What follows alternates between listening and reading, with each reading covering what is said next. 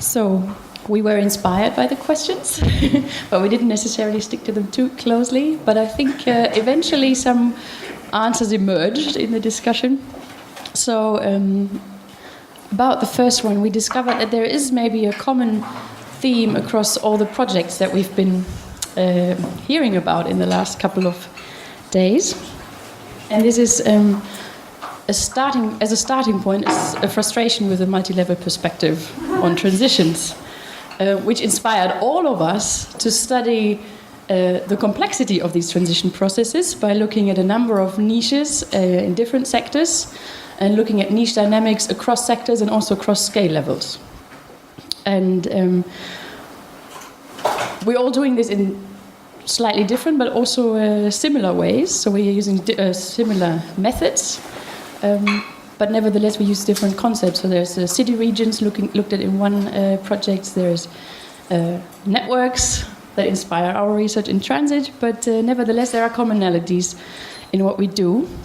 And based on this, we felt, when reflecting on our role as scientists in society,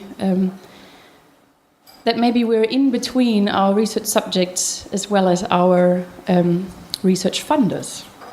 And there is, of course, a somewhat rigid funding structure which asks us to reply to calls, write to proposals about questions that are predetermined. And at the same time, we encounter all these people in these local initiatives that have particular questions themselves and are very relevant for the kind of change processes that we're actually trying to understand. So we felt it would be worthwhile taking up these questions, and maybe if we can't answer them in current projects, keep them in mind for future proposals that we're going to write, hopefully together. Who knows?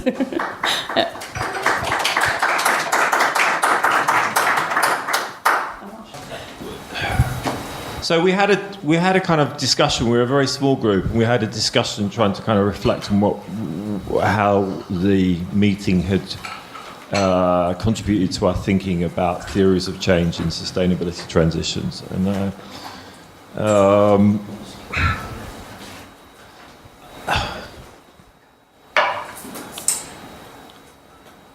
we were talking about how and why things stay the same in society. So one of the kind of features of our society as it's currently constituted is, yes, there is constant change, but also there's amazing stability of institutions and social practices over time and space. And this is what the social practice theories emphasize, and also Bourdieu's theory of habitus, and also the kind of structuration theory. And in the developing transitions theory, we are interested in how actors can come together and exert agency to create change which can contribute to transition processes. But we also kind of need to pay due attention to the way in which society is so stable over time, because this is part of the reason why we're in this situation where we're confronting multiple converging crises, and yet we don't seem to be getting our act together to actually make the changes that we need to make. So that kind of leads me to thinking about the way in which agency is constrained by the social context, and is there something special about the types of agency that you want actors to exhibit in contributing to sustainability transition processes? So we talked a bit about anticipatory awareness today, and I think that's a kind of interesting notion, like how do actors, either individually or collectively, have a kind of an awareness or mental model of future possibilities to do with sustainability, but it can be to do with anything as well. It can do with trends in crime rates or aging demographics or technology trends, and they kind of exhibit agency in their present reality in order to make their lives better or make others' lives better based on this. And there's a similar thing that I was thinking quite a lot about. So Schumacher over the last 24 hours in the Think Global, Act Local. So that's another type of special type of agency where an actor is able to have a kind of a global cognitive framework or a global awareness of environmental issues or what's happening on the planet or something like that. And then based upon that, they kind of inform local actions. And there's others that we could start to kind of like unpack and list. So that's one of the things that I'm sort of taking away from the meeting, is starting to think about the special kind of qualities, colours of agency that are especially useful in the context of sustainability transitions and transformative change. Okay, we have also a graphical abstract that you can see there. We had lots of discussion. I'm going to just say 1 point from each. So we had the highlights that I can summarize with one word, like break free. Break free from biases, from methodological prisons in the way of making something very rigid and very strict and not allowing for freedom and in-depth case study. This is also something. Break free from having to rush at the end of the project to do what is relevant for policy. So we have a number of good highlights and good practices that we share. Then on the lowlights, money is always an issue, but we went away from that very fast. We had kind of, I will highlight 2 lowlights. The one is to realize that we only talk about a European worldview and we are really confined in it. And this is quite of a lowlight or a constraint, that the narratives we create, the new science we create, they're very much like European relevant but also European bound. And the second thing is we all talk about co-production, co-creation, co-development, transdisciplinarity, but it's kind of often underestimated the time effort, the methodological effort, the craft and skill that it takes to actually do transdisciplinary research. And we had a nice discussion. It's like a lack of methodologies, a lack of skills. Is people really very naive when they say, yes, we are going to do transdisciplinary research and what it means. But this didn't constrain us from dreaming. So we start saying, what if, in the ideal condition, what would be the future lights for research? And we start to talk about global research projects that we learn from the bigger arena, trans-local research projects, citizen science, have methodological flexibility to adapt your methods when you are doing the project, not necessarily be confined or be prisoned, into what you wrote the proposal like 3 years ago. Yeah. And also to create, to see also your research as creating relations and connections, rather than, just the glass ball, that you see the world through. And what does this mean for the role of science and the role of scientists? Very quickly we went into asserting the role, an equally important role of social science versus a natural science in the global debates about sustainability, but also to rethink this role of science as connectors, as ambassadors, as representatives, but also as people who can balance between the bright spots and the dark spots, like the convenient and inconvenient truths that we can bring to the different audiences. So the 2 sides of the coin. And then we start problematizing what it actually means for the researcher. Like, you ask maybe too much, or how much of your personal well-being and time are you compromising in fulfilling all these multiple roles that are being asked as the new scientists for sustainability. And then we had to come to the plenary. So. Thank you. Great. If I forgot something, please. Group 3. Thank you. Thank you, Nikki. Group 4.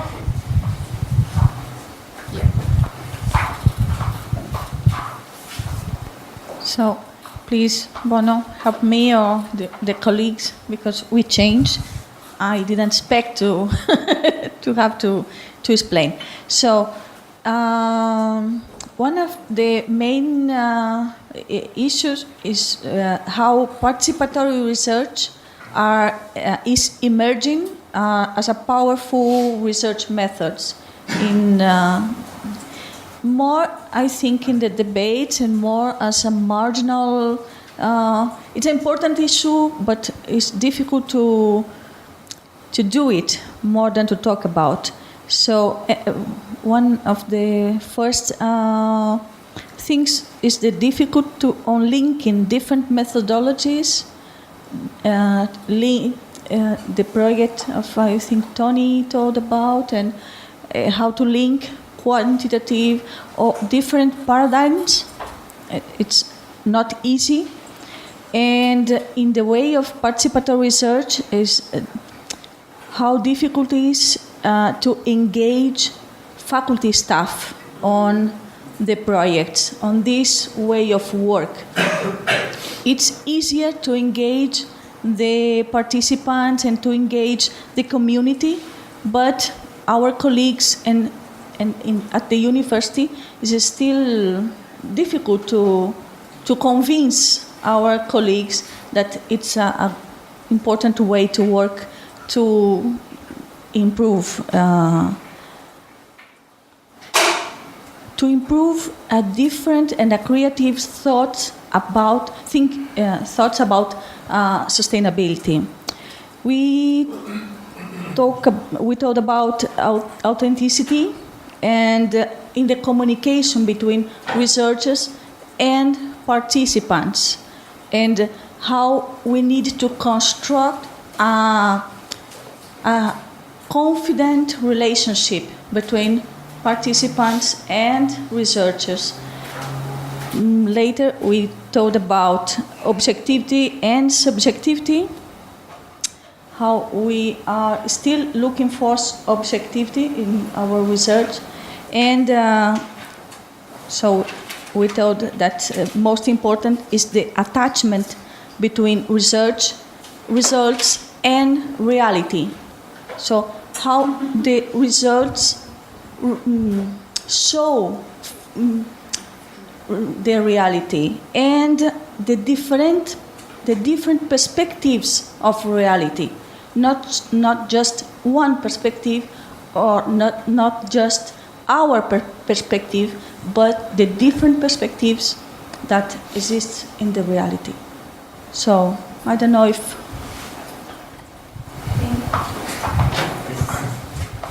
I'm only taking this on because Alex raised a comment, and I saw Richard's body language supporting it, that we have this rather curious anomaly of a society that is facing convulsive change in a variety of ways, but seems also in a variety of ways to be so remarkably stable. It's not falling apart or getting angry with itself or completely. There are elements of that, but by and large, the main institutions are the same. But I think what lies behind Group 4's discussion is that we may need to have a role in preparing society for a very different world, and where the outcome would be what might be called sustainable citizenship. And I think this is where Walter wants to come in somewhere down the line, so I'm really trying to key him in. Now, to do that, it means a different kind of research technique. It means, first of all, a technique which is about authentic communication, where you're actually talking to people and exposing yourself as much as you're getting them to expose themselves, because they need to be able to explain that change that they may be facing could be very frightening for them. It could be very uncertain for them, especially for their children. So having a discussion on these things without a lot of preparation and thought will actually give you very little.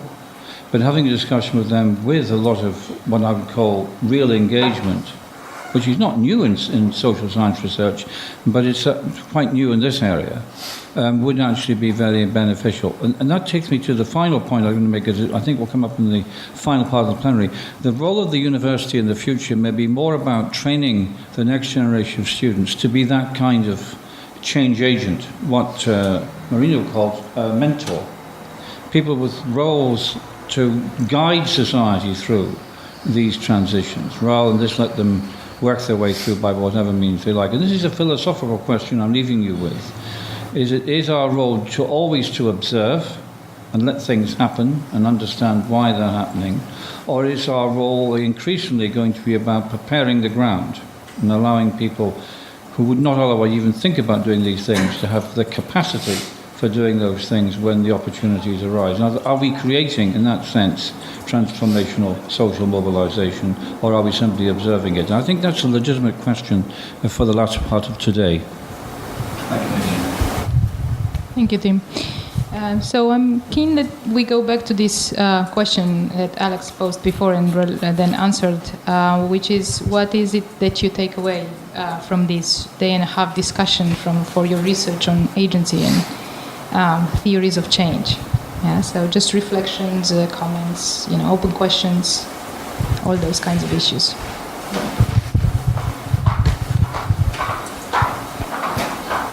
Yeah, thank you. One thing I've noted, it's quite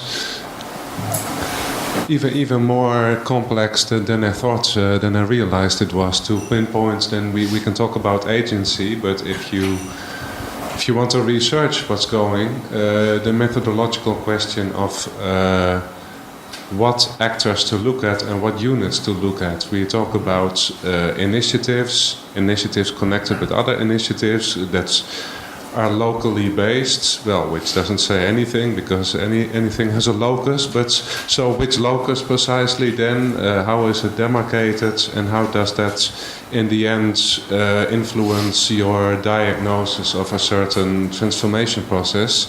I've seen various solutions pass by. There's some convergence, I think, on the idea that you need to work with nested units. Then again, that's easier said than done. It sounds very nice, but how to do this properly? And that's a positive note. Maybe a less positive note is that when we were explicitly asked to reflect on methodologies, that I hear a lot about research relations and how we should be doing what Karl Marx said 150 years ago. That's important philosophical questions that have ever been there, but how to move forward methodologically, I found it quite striking that we somehow don't find these questions very interesting, it appears. But just keep the first positive notes.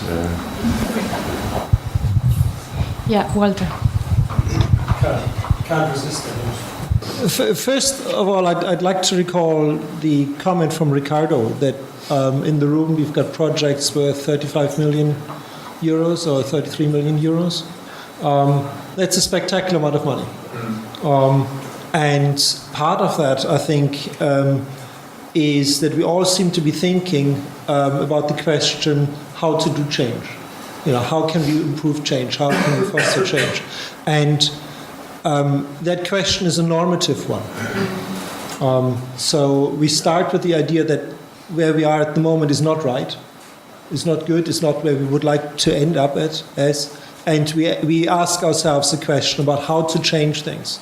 Now that question is a very old one, and that question is also being answered by many other people at many different levels. If you talk about marketing strategies, we talk about how can I change people to buy my product. If I talk about politicians, I say, how do I change people so that they give me votes? We are asking the question, how can we change communities so that they behave more sustainably, and by doing so give more impetus towards other communities or other groups or society at large so that they change as well. And I think that's good. That's right in the principles and the ethics of sustainable development. I would very much strongly support that. But I also have to recognize that we are sitting here with 35 million euros on our backs, and we haven't found an answer to that very simple question of how to do change. Because the discussion so far we've had was about theories, was about approaches, was about methodologies, was about theories of theories of theories, was about concepts, was about all the complicated research methodologies and epistemology difficulties we face in the question of what to do, how can we do change.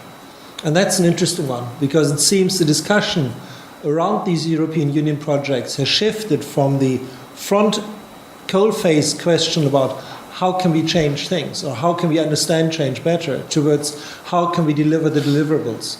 How can we make sure that our funders is happy with us? How can we make sure that we get more money from that? Second? Yeah. I agree. Yeah.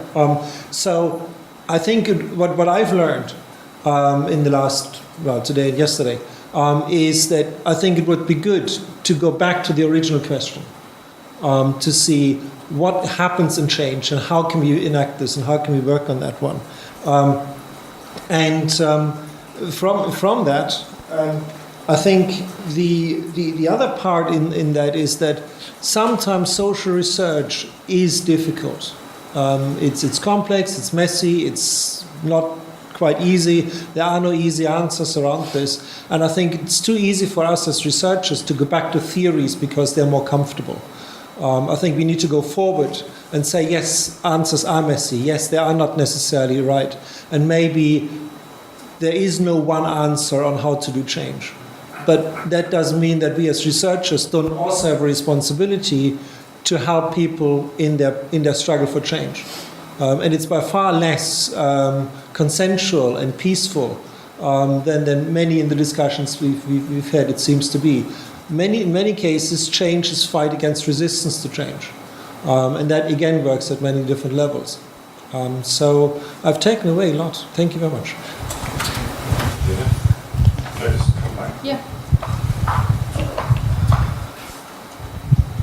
I mean, I don't disagree with anything you just said, but as we were having this conversation at our lunch as well, and I feel that there is also a valuable role for us as scientists at this time in history as sense makers and bearing witness to this incredible time in history that we live in.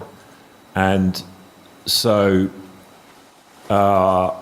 we should have to justify our existence for any public funds which we get and choose to spend on meetings like this and research careers and things like that. But just in the same way as the chasing the deliverables is a trap, I think there can be a trap in just looking at thinking you have to kind of inform a real world change process in an instrumental way. There's also validity in contributing to the societal discourse about what's happening by helping to make sense of these change processes, and that's a special contribution that I think sustainability transitions has made already and can make a lot more in the coming years. And the other thing is I wanted to echo what you were saying at the start about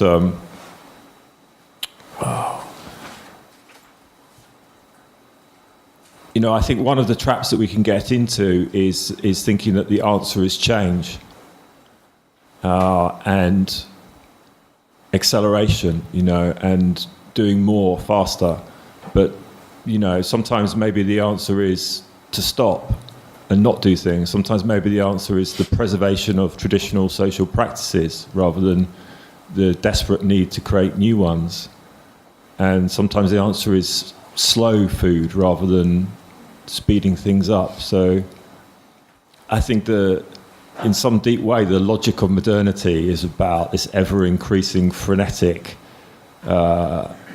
speeding up of things. And we have to be very careful not to get caught up in that, in researching the solutions to this crisis which modernity has produced.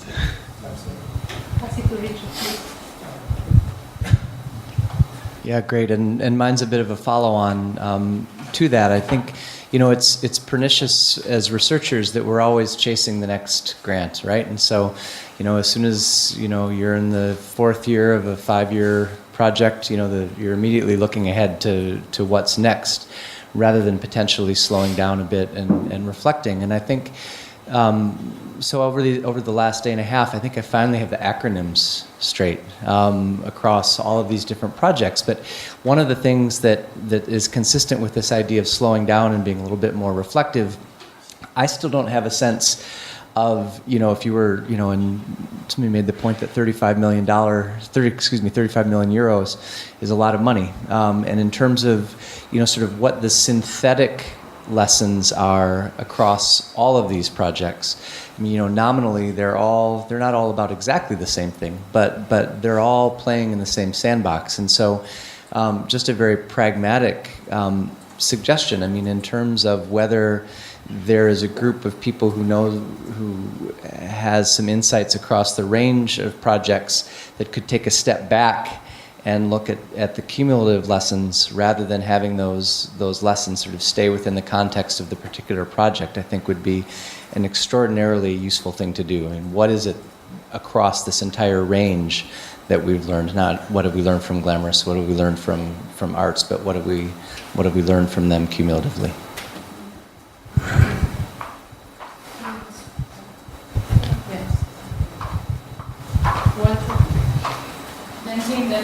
Okay.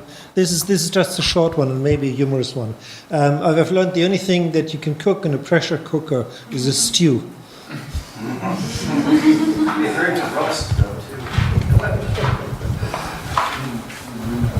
Thank you, Richard. We discussed over lunch, and we thought we might try this out on you, that in your reflective mode, and the fact that you've got collectively in this room and over the last 2 days, probably the essence, we talk about a stew, Walter, and the essence of the best thinking around transition studies. Admittedly, Nikki, it is primarily European-based, but I don't think we should be ashamed of that. And it does strike me that there is a scope for us to collectively produce a reflective piece for the international literature on what we're saying about transitions. It have two values. One is actually, if you really want to get to the Brussels machinery, a piece in a distinctive international journal is a very high-profile issue. So that investing 30 plus million in you, and you have an article in one of the 3 or 4 top journals, which is widely regarded as a state-of-the-art piece, then it would be a very significant contribution in the Brussels technical mind as well, because if the piece was really well written, and there's no reason why it shouldn't be, it would have some indications for the way in which Brussels might pick up the outcome of all of this. So my suggestion is that there are 3 journals of the stature that would deal with this. One is Science, which I don't think would tackle it very well because there's not a tradition so much in the US on this front. One is Nature. Nature would certainly be interested, but I'm not yet convinced that it would take it lock, stock and barrel. But the third one, which has the best of both, would be PNAS, Proceeding to the National Academy of Sciences, which actually has a sustainability science component and therefore would be interested in that. And the other possibility in the European context is global environmental change.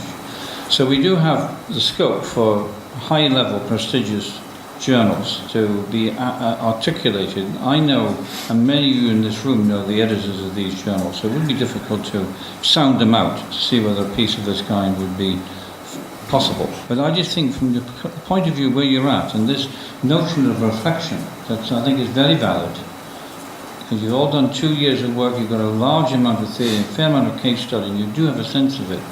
And it does position you well for thinking about how you might move forward. There is some worth in doing that. And I, for one, insofar as I can help you, would be very much willing to be part of the process of drafting that piece. But I just think it's something that you might want to consider in the next month or 2. There's no need to hurry it, but I think you should put it into your portfolio.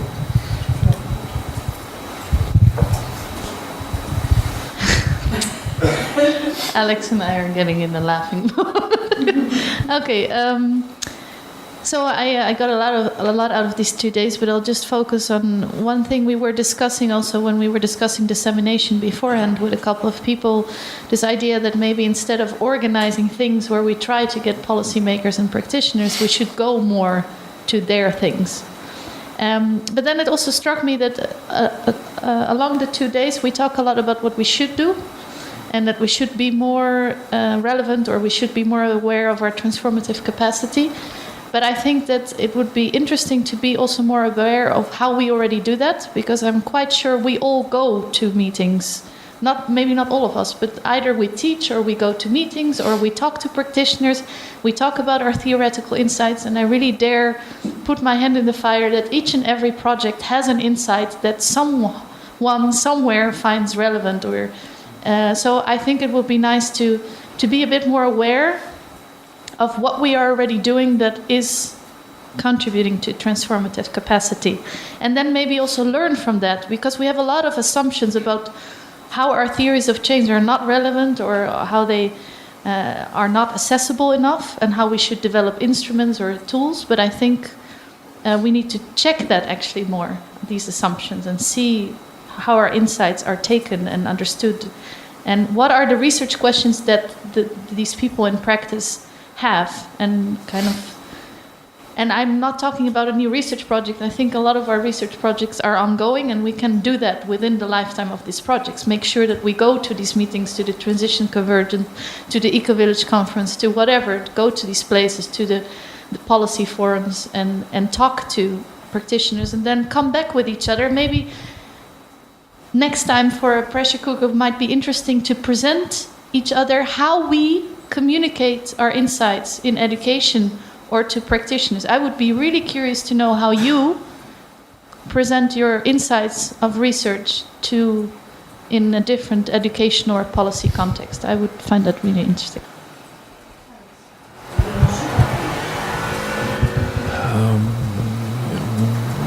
I like that quote you came up with. The most practical thing is a good theory. Is that it? So, I mean, I think one of the things I've observed over the last year or so in our transit project is some people see theory as something that is not to do with practice at all, and they see it very much as a sort of back of the room thing. And other people, well, I certainly myself see that as being very true, that the most practical thing is a good theory. So when I think about developing new theory for sustainability transitions, I think about it as being something which should be directly useful to informing practice. So that said, I'm interested in an idea of a kind of, presumably we're hopefully going to talk about a third pressure cooker workshop next year at some point, but in the coming months, I'd be interested in having some sort of like email list for people that are actively working on theory in civil society and transition processes in these projects. And we had a meeting a few months ago with people in the Signals project about their work on developing theory. So it'd be like a theory discussion group where you can exchange drafts of papers, and maybe we can use it to kind of arrange some Skype meetings to discuss things and share ideas. But it would be a closed group, an invite-only group, and it would start off with anyone who is interested who's at this meeting, and we just have like an email list set up, so you could just send an email to this address and it would go to everybody. That's my idea. If anyone's got a better way of using social media to make something like that happen, then please tell me about it over dinner.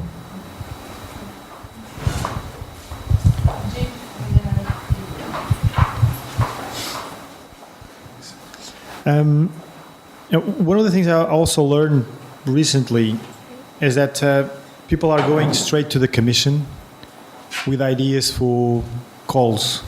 So they just go there, they have a meeting, and they just say, I believe that this is a good idea, get some people on it, make a call probably on this field, and then we'll apply. Of course, sometimes this is not as clean as it should be, but on the other side is also, And this meeting helped me to make more this stand as a researcher when I apply to calls. and when they go like competitive economy and this that, I try to avoid some of the things that I also don't believe that it's like the vision. But also as a reviewer of articles, I also put myself as a action researcher, so to influence that as well. So I believe that we have much more roles than just as being researchers. And I'm always get to this dilemma. People were talking about deliverable and practice, because I mean in Portugal people are paid to teach, but they're evaluated as researchers, as how many publications you did. The same thing with involuntary, the Red Cross. If I take care of somebody else's grandmom, I'm a volunteer. I get all benefits in Portugal. But if I take care of my own grandmom, then I'm just a normal guy. And I find out that also in research, because if I take care of my community, then nobody pays me.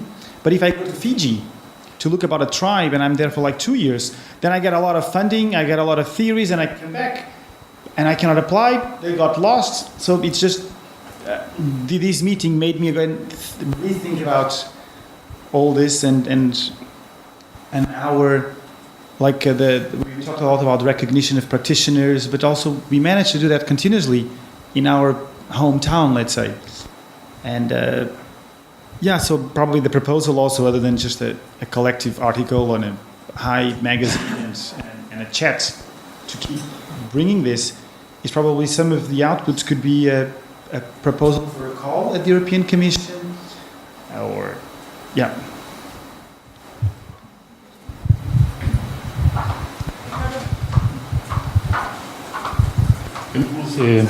It's regarding communication of research results to the public, or research results to practitioners or on policymakers. Of course, communication is a central subject of research results. We can obtain good research results that can orient how the transformation can be implemented in practical issues that can suppose a benefit for the citizenship, a social benefit in general, but we have to jump the barriers that sometimes the universities, where more of the 80% of the research is produced, universities are not training to researchers for communicating with policymakers or for communicating with practitioners. So this is a big barrier that really we have in front of us. On the other side, the scientific communication, I agree with, publishing in Nature or publishing in Science or in Global Environmental Change or in other top journals. Well, it's a symbol of scientific success, but this doesn't reach the public, which is the responsibility that we have, because we are managing public funds funded by the citizenship through the taxes, and we have the responsibility to apply all the research results and to jump all these barriers, all these restrictions that universities put many times. In the other side, in the side of the practitioners or policymakers look to see more other results in other experience or other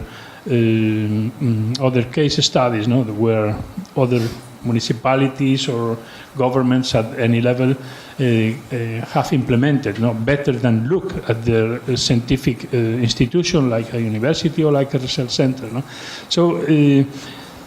So we need to put the keys for building this bridge that allows a communication and in a bidirectional sense, because if it is not bidirectional, it's not really communication. So if you are talking about communication and participatory approaches and contemporary ways of implementing new keys for participatory governance, we need to give a solution to this disconnection between policymakers, practitioners, and scientists. So we need to build the interface with some kind of mandatory decisions, in the sense that the decisions that have made within this interface have some mandatory obligations for the policymakers, in the sense that it is obligatory what policymakers, scientists, and and another group, which is the media, no? The mass media, which are specialists in communication and have the advantage of influencing people through the television, through the newspapers. Well, we need to put all together, no, in this kind of interface that I miss, no, many times in the application of research results to the real life.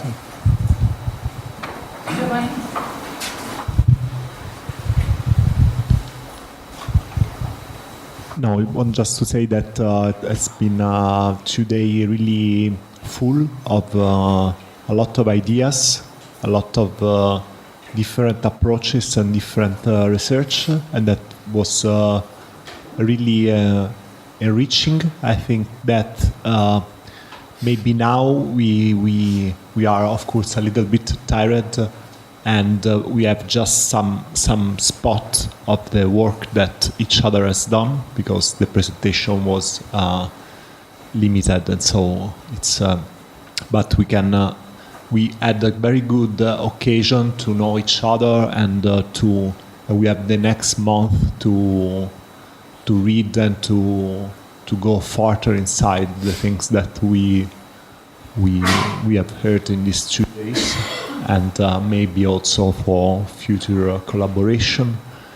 And I think that on the opposite side, this big variety of approach of studies, which is very interesting. It's also show how complex is this field, as Walter said before, and how fragmented this research. That is something that make us more rich, because we have different approach, different methodology, but maybe also a little bit weaker, because it's more difficult to have incremental knowledge to add knowledge the one from the other, because we adopt. So that was a good occasion to reflect on that, and also to work for better convergence. Sorry. Thanks to Then we go to the Marino and William. Yeah, a couple of considerations. One is more about the content of the discussion topic we had in this day and a half. The other one is more about some procedural issue, like the one Ricardo was touching. So about the content is, I think that for a topic like this, about the changing, the innovation in the society, etc., sometimes we are tempted to find like one solution that fits all the problems. So I think, we need to realize that there are some solutions that are kind of very long-term solution, and we need to accept the challenge and the investment. In order to go for that, we need to plan ahead many years, a long effort, perhaps 1 or 2 generation effort in order to achieve the result. At the same time, we cannot say, well, okay, let's wait 25 or 50 years before the solution. So we need to start that kind of long-term solution, but at the same time, we need to find some small-scale, immediate solution. And sometimes, because I think one construct that hasn't been mentioned, I think, during this day and a half, has been of a habit, and much of our decision behavior is actually through habit, which avoid deliberation, thinking, etc. And one way of bypassing habit sometimes is avoiding deliberation, avoiding and going for nudging, etc. So apparently they could seem 2 different roads, and sometimes we think, well, let's go for the deliberate long term or the kind of automatic strategy. But I think we should be kind of accept that we can work with both of them for different time perspective and different kind of problems, perhaps different targets and different audience. So this, I think, requires a little bit of kind of tolerance and flexibility in them of both theory and methodology and paradigms, I would say. So this is more on the content. While on the procedure, I think the point that Ricardo was mentioning is an important one, and something similar we discussed it over in our group 3. I think communication, and think one of the presentation today was making the point that it's important to deliver our results in different channels or different way of communicating to different targets. But I think that one important missing point is the fact that sometimes science is expected to deliver decision policy lines, which for some specific issues can be, but for most of the big issues is not actually, I think, science itself moving the results directly into the real life, but science needs to sit at the table with practitioner, with policymaker, etc., saying, look, I got these results, you got a practical knowledge, so we need to put things together, and actually we need to co-create something new together. So I think what sometimes is missing in some of our projects is this final moment which should be deserved specific enough time and budget to just simply moving the specific scientific result or model that we achieved, let them share it with people which are not scientists, which have different kind of role in the society, and together with them we need to create this policy implication or practical solution. So this requires, I think, a different way of constructing the last phase of this kind of projects.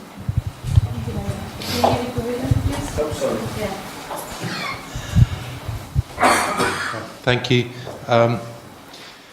I think it's been a great meeting. I've heard a lot of stories, and I picked up a few papers, got to know a few people, all great.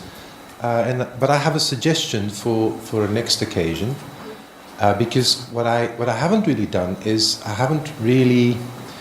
don't feel like I've really learned to the maximum amount that I could have learned from you. There's a lot of discussion that has been going on about why your perspective is better than mine, or why this method is better than the other, which is basically an expression of belief rather than managing to convince each other. So my suggestion would be, for a next meeting, to give a group of people here with an immense amount of knowledge and different perspectives a concrete problem to work on, and then through a concrete problem learn from each other and how you would solve this.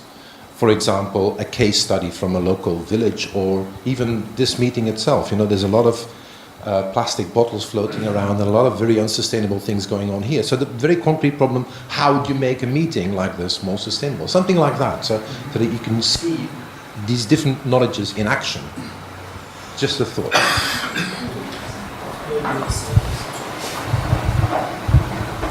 Tony and Marcus, and then we really stop. Thank you. I've enjoyed the last couple of days. It's been great. It's been good food for thought, and good food as well. Yeah, and no, it's been great. I just wanted to say I've really enjoyed it. I think you've done a good job of organising it. What I'm left with is kind of related to this point of concretising things. I think science does a good job, and it's bound by the research questions that it sets itself. And I wonder sometimes if we should stop and reflect on this a little bit and think, what are the real research questions that are binding us together? We sometimes stick to our project-based research questions because we have to have them when we write the projects, but there are often higher order research questions that really bind us a lot more than we think. And I wonder if in a future meeting like this, or in papers that we write about this, we should give that a little bit more consideration, because what we seem to be doing here, I have a more celebratory kind of view of this in a way. I don't think we should be apologetic about spending 34 million euros. I think we're doing a really good job. But what the difficulties that we're having here, I think, are because disciplines are kind of having to come out of their silo way of working. We're all coming together and new disciplines are emerging, and in a way, I see that as a really hopeful time. We're kind of at the start of a sort of a new dynamic social science. And social science has had a long time to try and bind together all these different things, economics, psychology, sociology, etc., etc. I think these kind of meetings, at least to me, say, well, we're kind of starting that. And then the engagement with everyday practice it's just an added value on top of all that. But I think the science that underpins the relationship between science and practice is of fundamental importance. And I think we should just give consideration to our scientific research questions, rather because we're all short of time, we're all muddling along trying to tick our boxes and get things done. And just to step back and think, not have we answered our questions, but are we in agreement about what them questions are? No, that was my point. But no, it's been a good event. Thank you, Tom. Give it to Marcus. Yes, thanks. Basically, my observation over the last 24 hours was that there was not, or one of my observations, not so much disagreement in this round. I think, I'm not sure why that's the case. Maybe we work in a similar field, or we were not deep enough to really be in conflicts with each other. Maybe that appears if we work on a common problem. I would suggest so. But I wonder if we use this lot of knowledge we have to really come to a more condensed messages, which really can prove by empirical evidence of different projects, because then we have really a strong message. I don't know if we come to that point that we agree to some key messages, but if we come to that and we can prove that from the different angles we look at, that's really a strong message. I'm not sure if you are brave enough to approach science then, but we have a strong message, and for policymakers, even the 30 million is enough to just look at what we should say. And then the second suggestion would be, if we have that, we should challenge that, or should let challenge that by completely other schools and scholars. Because when I was at the IST and we invited this in this policy session, the policymaker hasn't done anything about transitions, but just read like 3 or 4 papers. He was always like, oh, wow, that's interesting, you're doing that. So he was really like blowing our mind and keeping us out of our circle. Everybody agrees that sustainability, transitions, and so if we have these dense messages, we just should let them challenge by completely other scholars. Invite somebody from policy science or from anyone else who really should have a fresh look on that, because that helps us to connect to those. Because what I think, if we would really would like to make a difference, we should be aware that there are a lot of other scholars which have much more influence. I mean, look at the economists. I mean, look who Brussels people here, and if they say something and we say something, in terms of economic crisis, I wonder who they look like, and we should be aware what they say and how they explain the world and how they explain the change, and that should be combined, I think. But I think again, we have a strong message to say if we find condensed evidence from these projects, because that's good that we are together in that round and that we have the possibility to know each other and do that next time. So that's it basically.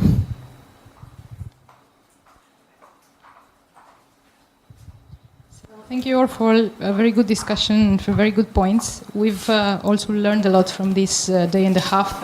Also learned a lot about what to keep and what not to keep in terms of the format of the session. Nick and I were discussing this in the break and are planning to also suggest improvements if somebody takes up the third pressure cooker.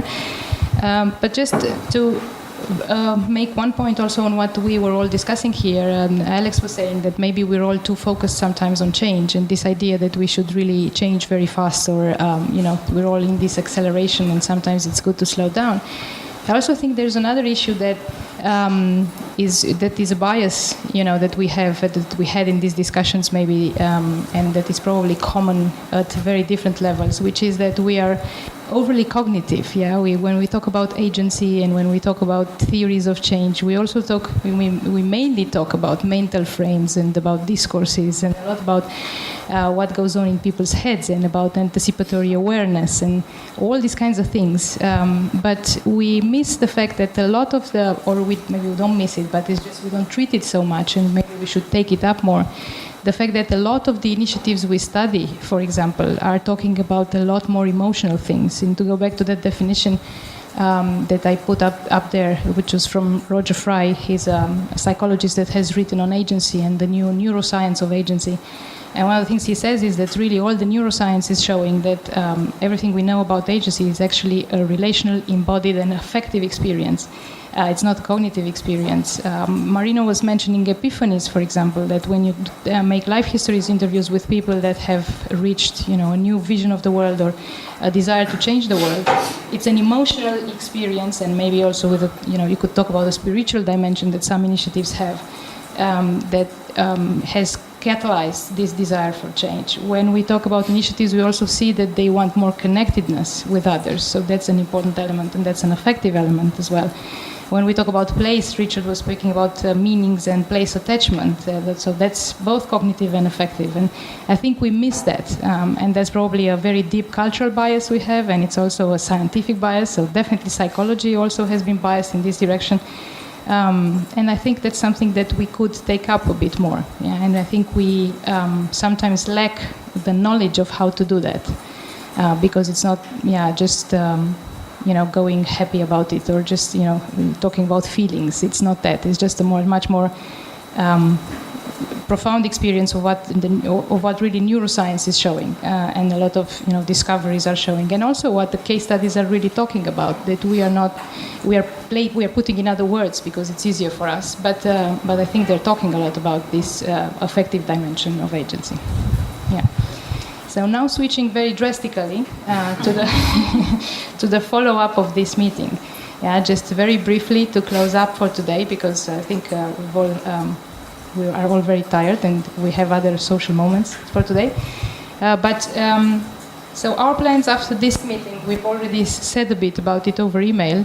First thing is to produce a very nice document of proceedings, where we want to have all this information and all the discussions we have had here. So we are going to ask you to send us the notes from the small groups, and you will also, the discussants will receive emails from us to send their notes in writing, so their comments to the papers in writing.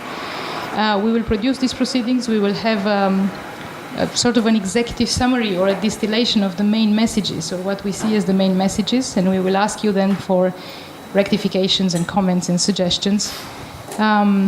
We will consider the possibility, as we have done with the first pressure cooker, of having a viewpoint article, but we'll see if that's something that we want to do this time. But definitely what we want to do is also prepare a concept for a special issue. So the idea of having a special issue coming out of this pressure cooker. So based on these proceedings, we will think about what will be most interesting to tackle in such a special issue. And we will talk to you about it, and then also invite some other people that were not here, but that could have interesting things to say about these topics for this special issue. So these are the next steps in what we plan to do with this. And I will let Nikki say a few things about possibility for a third pressure cooker and a fourth pressure cooker. I think she's going to talk about two. Two of them. Yes. Okay. First, well, I know our energy is low, so I will be very short. First, all possible feedback, what you missed, what you liked, what you didn't like, please send it to me. I know that I open now Pandora box on this, but we really want to hear what you liked. And this suggestion you had about having a common case and create like also pre-working groups to dig into and then create a more epistemological debate, but with hands on the ground. I think that's an excellent idea, to be honest. But I want to also hear from all of you after our dinner tonight, when you sleep on which messages do I take home? Was it good? Was it not good? Please just don't write only about the food. To take it for as a suggestion for the next ones. So why we want to continue with the pressure cookers is because we had quite of a frustration with how conferences are developing, that we don't have time to interact with each other, and we want to have these discussions, these working groups, these communities that we are creating on believing that change is important. Sustainability debates are important. They're not like a dead science, but it's an evolving one. And we also want to do it with this intensity. So intensity that produces not just a stew, but also some really hot messages that come out. So the third pressure cooker of next year, we are still don't know exactly the date and the time. We know that's going to be again in autumn. It's going to be co-organized by the 3 projects again on the topic of the low carbon transitions, on also focusing a little bit more on the element of inclusivity, accessibility, justice. And of course, the moment you address these big topics, a number of other questions emerge. You're going to hear from us. Hopefully, before the end of the year, we will know a concept and how we are going to do it. But still, we don't want to let the concept die as something that came because of the projects. We all work on this field. We are going to continue working on this field. And we would like to have some ambassadors for pressure cooker number 4, and which topic that might be. Would it be the role of science in sustainability transitions and the role of the university, new knowledge holders? Would it be where to find common epistemological grounds and how to actively bridge silos and divides? There are a lot of topics that I could think from the discussions we just had now.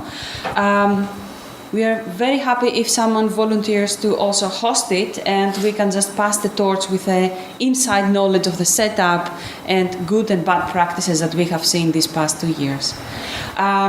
Very last note, I want to really thank Adina, Ricardo, and the A Coruña team. They really did an excellent job. The pressure cooker is getting bigger and bigger. I think it's the food trend, right? More ingredients every time. We hope that you enjoyed it. I really want to applaud and say great thanks to all of you and to the A Coruña team especially.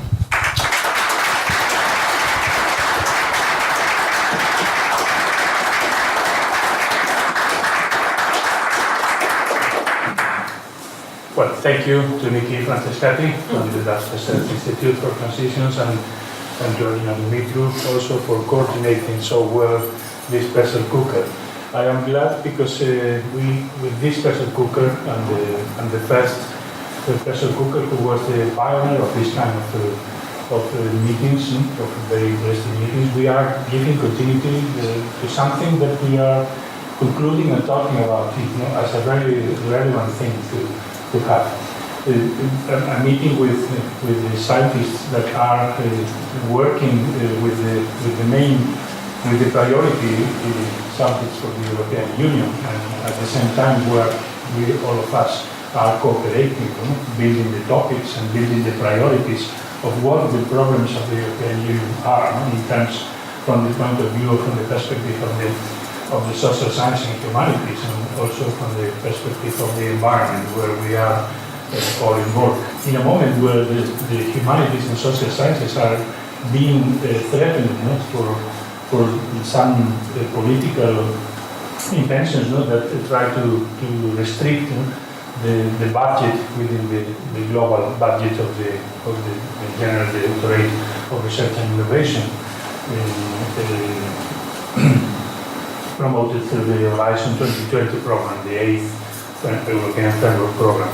So we are glad because we made possible the celebration of this meeting, and we will promote also the connection between the scientists also with policymakers and practitioners, as we said before, giving also continuity to the workshops initiated in our case in Glamos project in Brussels, having meetings with a number of different directorates that are very receptive to the things that we are trying to transmit, trying to build an approach basically the knowledge co-production for producing research results with possibilities for being applied to the real life.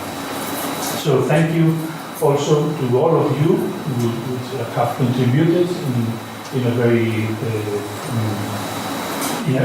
productive way. This day and a half to almost 2 days meeting, and thank you also to all the members of the local team, Alberto, Elena, Isabel, who have been helping also in things that are also important in the previous days and during the day and a half. So I hope that the rest of the hours or the days that you have here in Coruña, you can enjoy the city. We are going to have some more social time. I hope that we can enjoy this time and work not this moment in the scientific part of our relations, but in the emotional part of our relations.